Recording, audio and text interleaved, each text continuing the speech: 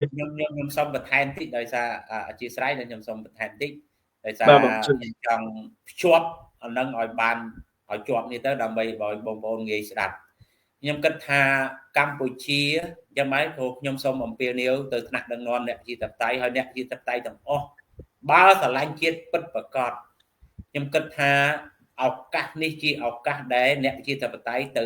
ស្រោចស្រង់ជាតិទៅរំដោះជាតិហើយបាទក្នុងរយៈពេល2026ពាក់កណ្ដាល2007ចុះក្រោមខ្ញុំគិតថាជាឱកាសដាច់ខាតត្រូវតែរំដោះជាតិឲ្យបានខ្ញុំគិតថាចន្លោះប៉ុណ្ណឹងខ្ញុំគិតថាយើងមិនទាន់ឲ្យដល់ចន្លោះប៉ុណ្ណឹងផងយើងនឹងបាត់បង់បន្តទៅទៀតអូនថៃគេ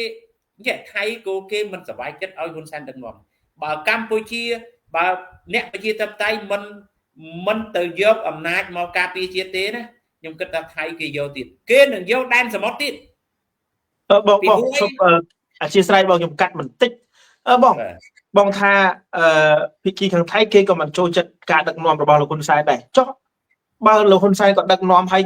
កាត់ទឹកដីឲ្យថៃរហូតហើយតាមចិត្តថៃហើយចុះមិនបានគេមិនចូលចិត្តការដឹកនាំរបស់លោកហ៊ុនសែនបងចំណុចហ្នឹងបាទ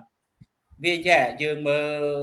ថៃនៅ2008មិនមែនថៃចាញ់សង្គ្រាមទេយកចំណុចក៏ហ្នឹងហើយបានលោកហ៊ុនសែនក្អេងក្អាងមិនមែនថៃចាញ់សង្គ្រាមទេថៃអត់ចង់សង្គ្រាមប៉ុន្តែពេលនេះយើងបង្ខំគេឃើញទេលោកហ៊ុនសែនថាអ្នកឯងដឹកនាំ2ឆ្នាំទេគាត់ដឹកនាំ30ឆ្នាំហើយតឲ្យថៃវាយ100ម៉ោងហ្នឹងណាគេនេះហើយយើងទៅបង្កដូចខ្ញុំនិយាយចឹងអ្នកណាដែលនាំអ្នកណាដែលបង្ឲ្យ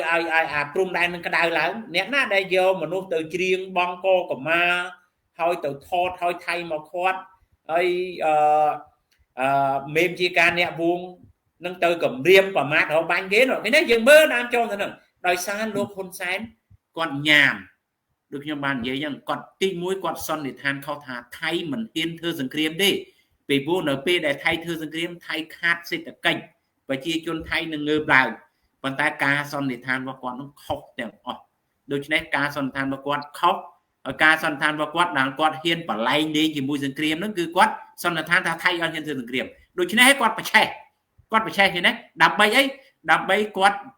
ទៅធ្វើប្រជាពិធដ្ឋជាមួយប្រជាជនខ្មែរថាគាត់ក្លាហានណាស់គាត់ការពារទឹកដីណាស់ឃើញទេចំណុចហ្នឹងហើយដែលការសន្និដ្ឋានគាត់ខុសទាំងអស់ហើយគាត់បខំចិត្តឲ្យថៃធ្វើសង្គ្រាមនៅពេលដែលថៃធ្វើទៅបរាជ័យណាបរាជ័យនេះហើយបានភាពអាម៉ាស់របស់គាត់ថយក្រោយអត់រួចដូច្នេះហើយថៃគេងាប់ប្រជាជនគេចំណាយថវិកាចឹងហើយគេអត់ឲ្យខាតទេខ្ញុំគិតថាតិចទៀតអូនឯងតែដឹងថាថៃពេលនេះគាត់លែងខ្លាចសង្គ្រាមហើយឃើញទេពីមុនគាត់អត់ចង់សង្គ្រាមមែនប៉ុន្តែថៃក៏គេឈឺគេស្មុកស្មាញដែរពីព្រោះប្រទេសគេយើងដឹងហើយគេអត់សង្គ្រាមជិត100ឆ្នាំទៅហើយណាហើយប្រជាជនថៃមែនខ្លាចណាស់សង្គ្រាមប៉ុន្តែដើម្បីផលប្រយោជន៍ដើម្បីទឹកដីវាសង្គ្រាមទៅហើយគេត្រូវតែអត់ឲ្យខាតទេអូនឯងចាំមើលណាថៃអត់មានយកតែត្រឹមបន្ទួលព្រំដែនគោកនឹងទេថៃនឹងយកដែនសមុទ្រត្រួតស៊ីគ្នាទៀតនៅពេលដែលវាយកហ្នឹងបានហើយគឺវានឹងយកទៀតណាប៉ុន្តែមិនបានខ្ញុំនិយាយថាថៃមិនចូលចិត្តលោកហ៊ុនសែនពីព្រោះគេដឹងថាលោកហ៊ុនសែនគ្មានជំរឿនអីធ្វើនយោបាយក្រៅពីយកសង្គ្រាមទេយកមើលយើងគេណាថៃហ៊ុនសែនអត់ហ៊ានលេងលបែងជាមួយវៀតណាមអីទេពីព្រោះលេងលបែងមួយវៀតណាមអត់បានទេអញ្ចឹងថៃហ៊ានលេងមួយឡាវគេណាយើងមើល2016គេណាបញ្ជូនទ័ពបញ្ជូនអីទៅណា2008ចឹងថៃហ៊ុនសែនមកលេងលបែងនយោបាយជាតិនិយមពេលនេះរបួសបណ្ដោយរបួសហើយយើងសោកស្ដាយណាស់ដែលយើងបាត់បង់ភូមិយើងបាត់បង់ប្រាសាទណាបើសិនជាគាត់មិនលេងខ្ញុំគិតថាអត់បាត់ទេយើងមើលទៅថៃដំបងចំលុះតារឿងនឹងនៅផ្សារតាមន់ធំតិចទេណាហើយបើថៃចេះយកទៅយកយូរហើយណាប៉ុន្តែថៃទី1គាត់ខ្លាចច្បាប់អន្តរជាតិទី2គាត់ក៏អត់ចង់ធ្វើសង្គ្រាមដែរ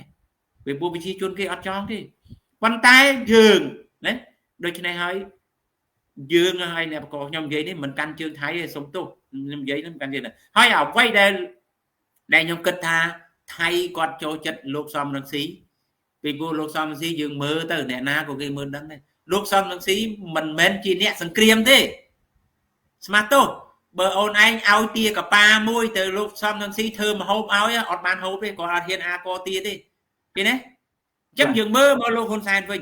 មួយជីវិតលោកហ៊ុនសែនគាត់រស់នៅក្នុងថ្លុកឈាមទេ ដូចនេះគាត់អត់ខ្លាចទេគាត់អត់ខ្លាចនឹងចំណាយជីវិតមនុស្សទេប៉ុន្តែពេលនេះខ្ញុំគិតថាលោកហ៊ុនសែនទោះបីយ៉ាងណាគាត់មិនហ៊ានកំទេចអ្នកប្រជាធិបតេយ្យទេអូនពេលពួរដំណាក់កាលលោកហ៊ុនសែននេះយើងមើលទៅអា scam online រឿងសេដ្ឋកិច្ចយ៉ាងហើយបាទខ្ញុំថាចន្លោះ2026ពាក់កណ្ដាល2007វាជាឱកាសអ្នកប្រជាធិបតេយ្យខ្ញុំគិតថាបើលោកហ៊ុនសែនហ៊ានកំទេចអ្នកប្រជាធិបតេយ្យជីវិតនយោបាយលោកហ៊ុនសែនកាន់តែខ្លីតើបើថៃគៀបស្កតប៉ុណ្ណឹងហើយបើលោកហ៊ុនសែនកំទេចអ្នកប្រជាធិបតេយ្យទៀតតើលោកហ៊ុនសែនទៅតំណាក់តំណងការបរទេសយ៉ាងម៉េចជាមួយអាមេរិកឃើញទេហើយព័ត៌មានថ្មីៗនេះខ្ញុំបានស្ដាប់ព័ត៌មានថ្មីៗដូចជាប៉ុកបារាំងអូដូចជាអ្នកអត្ថាធិប្បាយព័ត៌មានមួយនៅពេលដែលហ៊ុនម៉ាណែតនៅពេលហ៊ុនម៉ាណែតយើងតាក់ចូលដល់ចំហហើយទីនេះយើងទុកចិនមកក្តុបយើងបានទៅចុះកិច្ចព្រមព្រៀងមួយជាមួយលោកត្រាំជាមួយឥណ្ឌូនេស៊ីឥឡូវនេះស្ថានទូតចិនរដ្ឋមន្ត្រីខាងពាណិជ្ជកម្មចិនវាមកសួរចម្លើយថាតើហ៊ុនម៉ាណែតមានកិច្ចព្រមព្រៀងអីខ្លះណាចិនចាប់ផ្ដើមស្គាល់ហ៊ុនម៉ាណែតទៀតដូច្នេះហ៊ុនម៉ាណែតសម្រាប់ថ្ងៃនេះពីបាយហើយពីព្រោះចិនក៏អត់សប្បាយចិត្តដែរព្រោះហ៊ុនម៉ាណែតចុះទៅចិនគាត់ថាហ៊ុនម៉ាណែតហែងម៉ាឡេស៊ីចុះកិច្ចព្រមព្រៀងធ្វើឲ្យប៉ះពាល់សន្តិសុខនៅតំបន់អាស៊ីនៅពេលខាងមុខឃើញទេចឹងហើយហ៊ុនម៉ាណែតចឹងហើយហ៊ុនម៉ាណែតងាកទៅណាក៏ទៅដែរហើយបើហ៊ុនម៉ាណែតងាកទៅចិនអាមេរិកស្កតចឹងហើយអ្នកវិជាតបតៃគួរតែឆក់ឱកាសអញ្ចឹងបើខ្ញុំនេះជាកំណត់ខ្ញុំទេខ្ញុំសំណូមពរទៅថ្នាក់ដឹកនាំអ្នកវិជាតបតៃយើងប្តឹងថៃប៉ុណ្ណឹងគ្រប់គ្រាន់ហើយបាទពេលខ្លះយើងធ្វើសង្គ្រាមក៏យើងត្រូវការមិត្តដែរហើយមិត្តសង្គ្រាមថ្ងៃនឹងមិត្តថ្ងៃស្អែកសត្រូវក៏មានដែរថ្ងៃនឹងសត្រូវថ្ងៃស្អែកជាមិត្តក៏មានដែរសំខាន់គឺយើងយកអំណាចទៅការពារជាសិនបាទអានេះជាកំណត់របស់ខ្ញុំទេដូច្នេះហើយយើងចង់និយាយអំពីកំហុសលោកហ៊ុនសែនអំពីទង្វើលោកហ៊ុនសែនអសមត្ថភាពនិយាយឲ្យបានច្រើនដើម្បីឲ្យប្រជាជនជ្រាបហើយយើងនិយាយឲ្យបានច្រើនថាយើងចង់បានអីអ្នកប្រជាធិបតេយ្យណាយើងចង់បានអីច្បាស់ដើម្បីយើងធ្វើញ៉ាត់យើងទាមទារទៅដាក់ទៅឲ្យលោកដាណាត្រាំជួយពីព្រោះខ្ញុំគិតមើលទៅតាំងពីលោកដូណាត្រាំឡើងមកអ្នកប្រជាធិបតេយ្យដូចអត់មានទាមទារអីអំពីអ្វីដែលខ្លួនឯងត្រូវការទេអានេះជាកំណត់របស់ខ្ញុំទេយើងទាមទារបើកំណត់របស់ខ្ញុំឲ្យអ្នកប្រជាធិបតេយ្យនោះមើលថាតើអ្នកទស្សនយោបាយលោកហ៊ុនសែនចាប់មានជនជាតិអាមេរិកប្រមាណអ្នកដូច្នេះហើយយើងធ្វើញ៉ាត់ទៅលោកដូណាត្រាំដើម្បីឲ្យលោកដូណាត្រាំដាក់សម្ពាធមករដ្ឋាភិបាលលោកហ៊ុនសែនត្រូវតែដោះលែងដែលដូចជាស្រីសេងធារីអ្នកណាដែលអាចជនជាតិអាមេរិកដែលលោកហ៊ុនសែនចាប់បំបត្តិសិទ្ធិនោះអានេះជាលេសរបស់យើងមួយប៉ុន្តែយើងបូកជាមួយអ្នកប្រជាធិបតេយ្យខ្មែររងគ្រោះណាអ្នកប្រជាធិបតេយ្យខ្មែររងគ្រោះនយោបាយនឹងដូចជាលោកកឹមសុខាលោកថៃសិដ្ឋាខ្ញុំថាជាឱកាសហើយយើងយកអានឹងរឿងថៃយើងបានធ្វើហើយនៅពេលដែលចាំយើងបានអំណាចចាំយើងបន្តទៅទៀតពេលខ្លះយកយើងត្រូវការមិត្តដែរយើងមើលសង្គ្រាមនានាអាមេរិកចង់វាយប្រទេសណាមួយគោវាត្រូវការប្រទេសជិតខាងដើម្បីជាឈ្នន់មួយដែរបាទណា